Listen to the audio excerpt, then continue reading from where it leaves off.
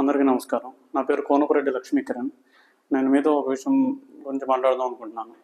ఇప్పుడు మన ఎలక్షన్ జరిగిన తర్వాత నేను చాలామందితో డిస్కస్ చేసినప్పుడు ఎక్కువ మంది నాతో ఏం చెప్పారంటే, మాకు ఇష్టం లేకపోయినా మా అభిమాన నాయకుడు చెప్పాడని వీళ్ళకి ఓటేసాం అన్నట్టు మాట్లాడారు. కొంచెం ఓపెన్గానే మాట్లాడుకుందాం.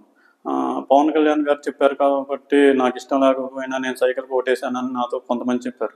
అలాగే టీవీ డిబేట్స్లో అవి చూసినప్పుడు కూడా చాలామంది ఏం చెప్పారంటే, పవన్ కళ్యాణ్ గారి ఇన్ఫ్లుయెన్స్ ఉంది, పవన్ కళ్యాణ్ గారి ఇన్ఫ్లుయెన్స్ వల్ల టీడీపీకి ఓట్లు పని అని చెప్పారు. అంటే ఇక్కడ నా డౌట్ ఏంటంటే, ఇప్పుడు మనకి ఇష్టమైతే టీడీపీ వల్ల మనకు మంచి జరుగుతుంది, వాళ్ళు మంచి చేస్తారు అనుకుంటే టీడీపీకి ఓటేస్తాం. లేదు వైసీపీ వల్ల మాకు మంచి జరుగుతుంది అనుకుంటే వైసీపీకి ఓటేస్తాం. లేదు ఏ ఇండిపెండెంట్ క్యాండిడేట్ అవని, జై భారత్ నేషనల్ పార్టీ అవని, లేదంటే జనసేన వల్ల మనకు మంచి జరుగుతుంది అనుకుంటే వాళ్ళకి ఓటేస్తాం. అంతేగాని ఎవరో చెప్పారని, పవన్ కళ్యాణ్ గారు లాంటి వాళ్ళు కానీ ఎవరో వేరే వాళ్ళు చెప్పారని వాళ్ళ ఇన్ఫ్లుయెన్స్తో మనం ఓటేసాం అంత ఎంతవరకు కరెక్ట్? అది కరెక్టేనా? అలా ఒకళ్ళ ఇన్ఫ్లుయెన్స్తో మనం ఓటేయడం కరెక్టేనా?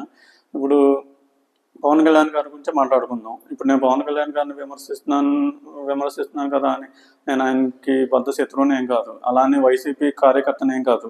నేను జనరల్గా న్యూట్రల్గా ఉంటాను, న్యూట్రల్గా మాట్లాడతాను. నేను న్యూట్రల్గా ఉంటాను. ఏ పార్టీకి హార్డ్ కోర్ ఫ్యాన్ ఏం కాదు. సరే, అయినా పక్కన పెడదాం. ఇప్పుడు పవన్ కళ్యాణ్ గురించి మాట్లాడదాం. పవన్ కళ్యాణ్ గారు ఒక వాయిస్ క్లిప్ వినిపిస్తాను, చూడండి. నీకో చెప్పం, నాకో చెప్పం, వాడికో చెప్పం కాదు.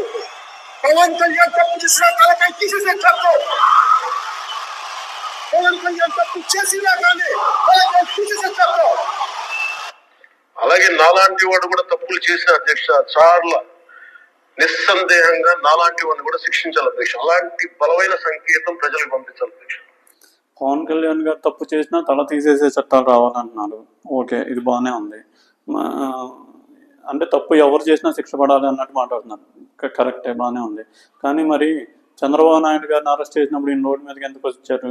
ఇప్పుడు చంద్రబాబు నాయుడు గారు అసలు ఏ తప్పు చేయలేదన్న. ఇప్పుడు అవి రాజకీయ కక్ష సాధింపు కేసులు అని ఈయనే చెప్పారు మీడియా ముందుకు వచ్చి. మరి జగన్ గారిని అరెస్ట్ చేసినప్పుడు చంద్రబాబు నాయుడు గారు ఒక ఇంటర్వ్యూలో చెప్పారు, అవన్నీ జగన్ గారి మీద పెట్టిన అన్ని రాజకీయ కక్ష సాధింపు కేసులే, కాంగ్రెస్ పార్టీ వాళ్ళు పెట్టారని చంద్రబాబు నాయుడు గారు చెప్పారు ఒక ఇంటర్వ్యూలో. అంటే జగన్ గారి మీద ఉన్న కేసులన్నీ తీసేయాలా? ఆయన అరెస్ట్ చేయొద్దా? ఆయన విచారించొద్దా? పవన్ కళ్యాణ్ గారు కూడా చాలాసార్లు విమర్శించారు, మీ మీద ఎన్ని కేసులు ఉన్నాయి, అన్ని కేసులు ఉన్నాయి. అంటే ఇప్పుడు జగన్ గారిని వదిలేయాలా? ఆయన్ని శిక్షించకూడదు? ఒకవేళ తప్పు చేసుంటే, జగన్ గారు తప్పు చేసుంటే ఆయన శిక్షించకూడదు, వదిలేయాలా? అలాగే ఇప్పుడు ఈయన పొత్తు పెట్టుకున్నారు కాబట్టి చంద్రబాబు నాయుడు గారు ఏం తప్పు చేసినా వదిలేయాలా? ఇప్పుడు గుర్తొచ్చింది కాబట్టి ఒకటి చెప్తున్నాను. ఇంతకుముందు వీడియోలో కూడా చెప్పాను, కెమెరామెన్ గంగతో రాంబాబుతో సినిమా అనుకుంటా ఒక విలేకరిని చంపేస్తారు ఆ సినిమాలో. అది నిజంగా జరిగిన సీనే పెట్టారు అనుకుంటున్నాను నేను. అది పెంగళి వెంకయ్య గారి సొంత మనవడు, ఆయన్ని నడి రోడ్డు మీద నరికి చంపేశారు. అదే సీన్ అందులో పెట్టారు అనుకుంటున్నాను. ఆ హత్యలు ఎవరు చేశారు? వాళ్ళందరినీ వదిలేయాలా? ఇప్పుడు ఇంకో మీటింగ్లో అన్నారు, రంగా గారిని చంపేసినప్పుడు అప్పుడున్న పాలకుల వల్ల నాకు ప్రాణహాని ఉందని రంగా గారు ధర్నా చేస్తుంటే ఆయన సపోర్టర్స్ ఎందుకు నిలబడలేకపోయారు? అప్పుడున్న పాలకులు ఎంత తప్పు, ప్రజలు కూడా అంతే తప్పు అన్నారు. అంటే నేరం ప్రజల మీద తోసేసి మనం ఎవరితోనైనా కలిసిపోవచ్చు, ఎవరితోనైనా పొత్తులు పెట్టేసుకోవచ్చా? అంటే తప్పు చేసిన వాళ్ళని వదిలేయాలి ఇంకా? అంటే ఈయన సపోర్ట్ చేస్తున్నారు కాబట్టి వాళ్ళని వదిలేయాలా? ఇప్పుడు ఇంకో వీడియో చూపిస్తాను, ఒక్క నిమిషం. మీకు వీడియో చూపిస్తాను. పవన్ కళ్యాణ్ గారు మన చంద్రబాబు నాయుడు గారిని అరెస్ట్ చేసినప్పుడు ఒక పబ్లిక్ మీటింగ్లో మాట్లాడిన మాటలు, ఆయన చంద్రబాబు నాయుడు గురించి మాట్లాడారు. అదేంటో వినిపిస్తాను, కొంచెం ఇచ్చేయండి.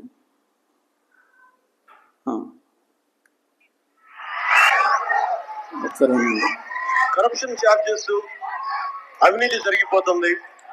ఇందాక చెప్పినట్టుగా జగన్ ఒక లాల్ బహదూర్ శాస్త్రి లాగా, ఒక మహాత్మా గాంధీ గారి లాగా, అటల్ బిహారీ వాజ్పేయి గారి లాగా అవినీతి గురించి మాట్లాడుతుంటే చాలా భిన్నంగా నవ్వాలనిపిస్తుంది.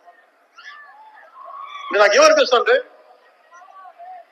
మనందరం అర్థం చేసుకోవాల్సింది, ముఖ్యంగా ఇక్కడున్న యువత, ఆడపడుచులు, యువకులు, అవినీతి అనేది మన దినచర్యలో భాగం అయిపోయింది. కరప్షన్ అనేది మన దినచర్యలో భాగం అయిపోయింది.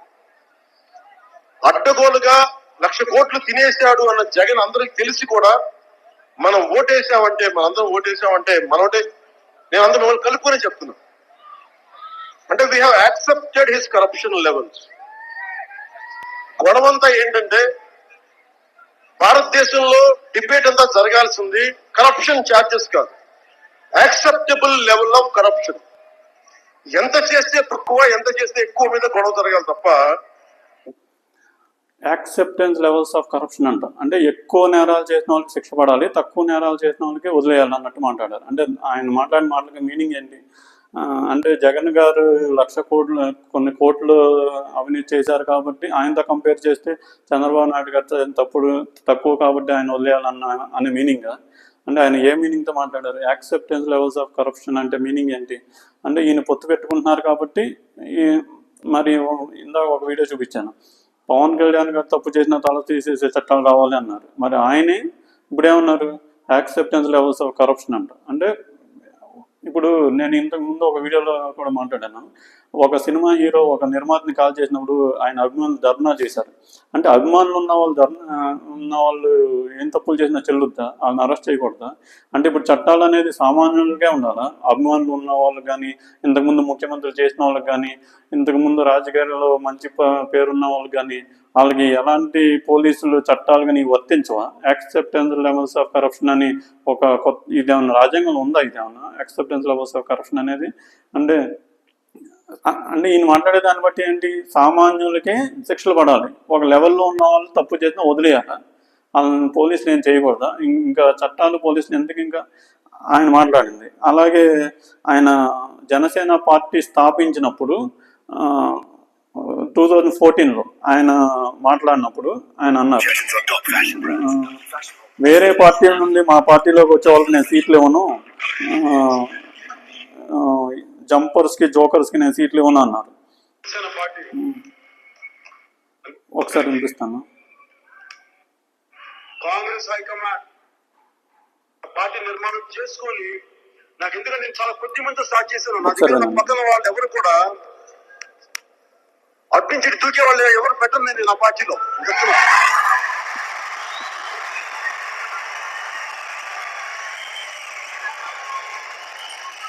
అలాంటి జంపర్స్, అలాంటి జోకర్స్,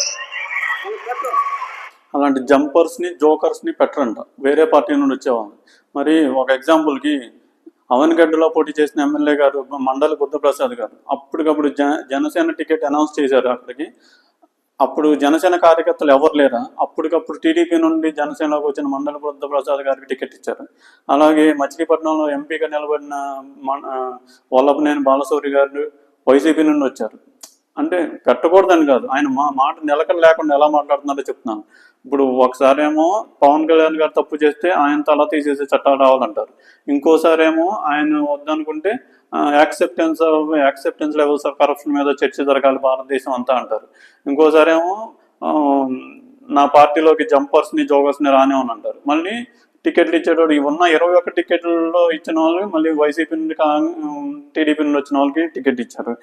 అలాగే ఈయన పార్టీ సిద్ధాంతాలు ఏం చెప్తారు? కులాల ఐక్యత అంటారు, కులాల ఐక్యత కావాలంటారు. కానీ ఆయన 100 మీటింగులు చూస్తే, మీరు చూడండి, 100 మీటింగులు చూస్తే అందులో 90 మీటింగులో కులాల గురించి మాట్లాడతారు. నేను షాక్ తిన్నాను. అది మీరు కావాలంటే చూడండి, ఏ మీటింగ్లో అయినా సరే కులాల ప్రస్తావన చేయకుండా ఉంటారేమో. ఇప్పుడు ఆయన ఒక మీటింగ్లో అన్నారు, వైసీపీకి వర్గ శత్రువులు కమ్మవారు అంట. సభకు వచ్చినప్పుడు నన్ను చాలా ఆశించారు. వినండి ఒకసారి. అంటే వాళ్ళు ఏమనుకున్నారంటే నేను వర్గ శత్రువుని చూపిస్తానని చెప్పి. ఒక పార్టీకి ఒక వర్గ శత్రువు కావాలి ఎదగడానికి, పోరాటం చేయడానికి, ఎదగడానికంటే కూడా పోరాటం చేయడానికి. టిఆర్ఎస్ అని పార్టీ ఎందుకు వచ్చింది? వాళ్ళ వర్గ శత్రువు ఆంధ్ర పాలకులు. వైసీపీకి వర్గ శత్రువులు కమ్మవారు. వైసీపీకి వర్గ శత్రువులు కమ్మవారంట. అంతకుముందు మాట్లాడి ఆ ఫ్లోలో మాట్లాడారు కొన్ని. అంటే ఒక కులం వాళ్ళు ఈ పార్టీకి శత్రువులని అలా ప్రకటించారా? అలా అంటే కులాల మధ్య చిచ్చు పెట్టడం కాదా? అంటే మాట మీద నిలకడ లేకుండా ఎలా మాట్లాడుతున్నారు చూడండి. అంటే వైసీపీకి వర్గ శత్రువులు కమ్మవారంట, అంత క్లియర్గా మాట్లాడారు. అంటే ఆయన మాటలు ఎలా నిలకడ లేకుండా ఉన్నాయి చూడండి. ఇందాక నేను చెప్పిన ఎగ్జాంపుల్స్. నేను అనేది ఏంటంటే ప్రజలు ఓటేసేటప్పుడు నేను ఆయన ఇన్ఫ్లుయెన్స్తో నేను ఈ ఓటేసాను అంటాం ఎంతవరకు కరెక్ట్? ఆయనే నిలకడ లేకుండా ఇలా మాట్లాడుతున్నారు కదా. ఇప్పుడు పవన్ కళ్యాణ్ గారి మీద అభిమానం, జనసేనకు ఓటేస్తాను, ఇది ఓటేయండి. అందుకే నేను ఆయన ఇన్ఫ్లుయెన్స్తో నేను ఈ పార్టీకి వేసాను ఆ పార్టీకి వేసాను అంటాం అది కరెక్టేనా?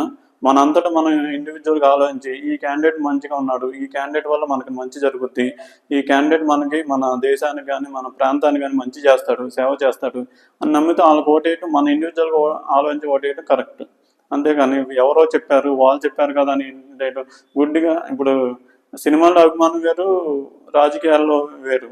అంతేగాని నేను అభిమానించే హీరో చెప్పాడు కదా అని అలా వేయబట్టే కదా ఇప్పుడు జబర్దస్త్ యాంకర్స్ కానీ అలాగే మన టీవీ యాంకర్స్ కానీ వచ్చి ప్రచారం చేస్తున్నారు. వైసీపీ కూడా మన యాంకర్ శ్యామల గారు ప్రచారం చేశారు. అలా ఇన్ఫ్లుయెన్స్ ఉంటుందని వాళ్ళు నమ్మబట్టే కదా. అలా ఇన్ఫ్లుయెన్స్ అవ్వడం కరెక్టేనా? ఒకసారి ఆలోచించండి. అందరికీ నమస్కారం.